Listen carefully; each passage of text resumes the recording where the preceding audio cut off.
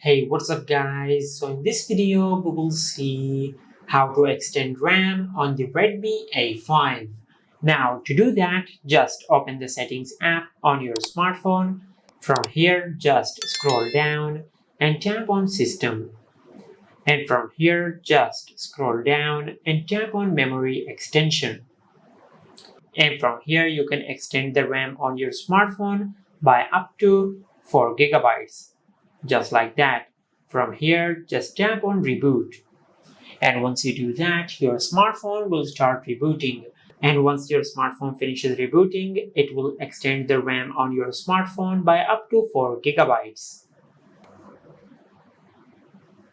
Now, as you can see, our smartphone has finished rebooting. And from here, if you open the settings app, now just scroll down and tap on system.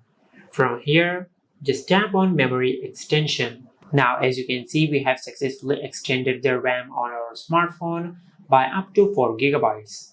And this is how you can extend RAM on the Redmi A5. If you found this video helpful, please like the video and subscribe to our channel and hit the bell icon to get notified when we upload a new video.